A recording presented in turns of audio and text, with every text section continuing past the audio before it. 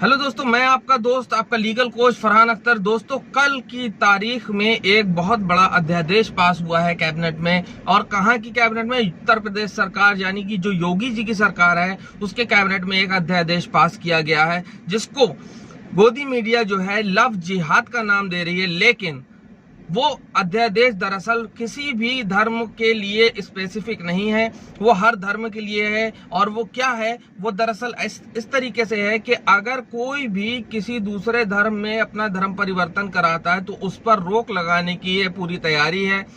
और आज मैं आपको इस अध्यादेश के बारे में कुछ 3 ऐसे महत्वपूर्ण बिंदु बताऊंगा। हालांकि है तो बहुत सारी चीजें, लेकिन जो खास तौर पर 3 चीजें हैं वो आप लोगों के लिए जानना बहुत जरूरी है दोस्तों।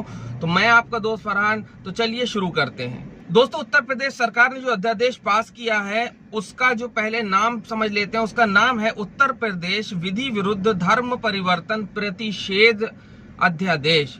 यानी अगर इसको साधारण भाषा में समझें तो बिना किसी परमिशन के यानी इल्लीगल तरीके से अपना धर्म परिवर्तन अगर कोई करता है तो उसके लिए क्या सजाएं होंगी और क्या उसका जो है निष्कर्ष निकाला जाएगा और किस तरीके से उसको प्रतिषेध किया जाएगा, रोका जाएगा, ये सारा कुछ अध्यादेश इस मामले को लेकर के है। अच्छा, इसमें बहुत सारे बिंदु हैं, लेकिन आज 3 बिंदुओं के बारे में आपसे स्पेशली बात करूंगा कि ये 3 बहुत ही खास पॉइंट हैं। इसके अलावा भी बहुत सारे पॉइंट हैं, लेकिन वो इससे ही रिलेटेड हैं। तो आपको ये 3 जो पॉइंट हैं ये समझना, ये जानना बहुत जरूरी है। तो दोस्तों, अगर पहले पॉइंट की बात करें तो वो ये है कि यदि कोई व्यक्ति अपना नाम, अपना धर्म छुपा करके किसी अदर से शादी कर लेता है, यानी कि अगर कोई व्यक्ति अपना नाम छुपाता है यानी कि अपना धर्म छुपाता है और किसी से शादी कर लेता है तो उस केस में उसे 10 साल तक की सजा हो सकती है। इसके अलावा दूसरा जो पॉइंट है वो ये है कि अगर कोई अपना धर्म परिवर्तन करता है या किसी दूसरे धर्म से शादी करता है, यानी किसी दूसरे धर्म की लड़की या लड़के से कोई शादी करता है, तो उसे 2 महीने का नोटिस देना होगा और उसके बाद डिस्ट्रिक्ट मजिस्ट्रेट से यानी जिलाधिकारी से परमिशन लेनी होगी।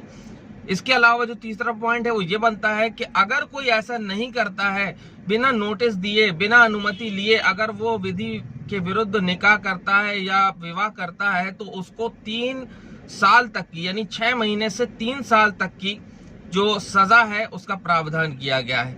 अब दोस्तों, बात ये बनती है कि अभी हाल ही में यानी परसों के रोज जो इलाहाबाद हाई कोर्ट ने सलामत अंसारी वर्सेस प्रियंका खारवार के मामले में डिसीजन दिया है, उसमें साफ साफ इलाहाबाद हाई कोर्ट ने कहा है कि हम ये दोनों को अलग अलग धर्म के हिसाब से नहीं देखते। यानी कि ये भारतीय संविधान इस चीज की इजाजत देता है कि अगर 2 धर्म के ही लोग हैं, एक लड़की एक लड़का, और वो बालिग हैं तो उनको पूरी आजादी है, पूरी छूट है शादी करने की बिना धर्म परिवर्तन किए, और अपने अपने धर्मों में रहते हुए भी वो एक दूसरे के साथ विवाह कर सकते हैं और विवाह के बाद अपनी जिंदगी बिताने के लिए भी वो आगे बढ़ सकते हैं। और इसकी जो इजाजत देता है वो देता है भारत का संविधान।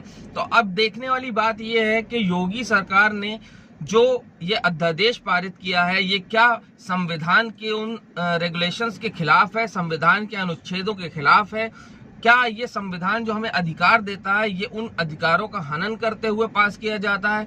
हालांकि अभी ये सिर्फ अध्यादेश है, ये कोई कानून नहीं है, क्योंकि कानून बनाने के लिए विधानसभा में उसको पारित कराना होता है। अगर कोई नेशनल लेवल का जो है कानून होता है तो उसे लोकसभा और राज्यसभा में दोनों में पारित करा के राष्ट्रपति के सिग्नेचर भी होते हैं। तो दोस्तों, अभी ये सिर्फ एक अध्यादेश है यानी कि ऑर्डिनेंस। तो अब देखते हैं कि इसमें आने वाले वक्त में जो राजनीति है वो क्या करवट लेती है और इसका इम्पैक्ट जो है नागरिकों के ऊपर किस तरीके से पड़ता है दोस्तों। तो दोस्तों, अगर आपको वीडियो पसंद आया है और आप इसको और ज्यादा सर्कुलेट करना चाहते हैं तो ज्यादा से ज्यादा शेयर कीजिए ताकि हर एक इंसान को, हर एक नागरिक को इसकी जानकारी मिल सके। दोस्तों, लाइक करें, कमेंट करके अपनी राय भी दें कि कहां तक ये अध्यादेश सही है और क्या ये भारतीय संविधान का उल्लंघन करता है या नहीं करता है। इसके बारे में अपना कमेंट, अपनी राय कमेंट में जरूर दें। मैं आपका दोस्त फरहान एक बार से फिर हैव अ ग्रेट डे।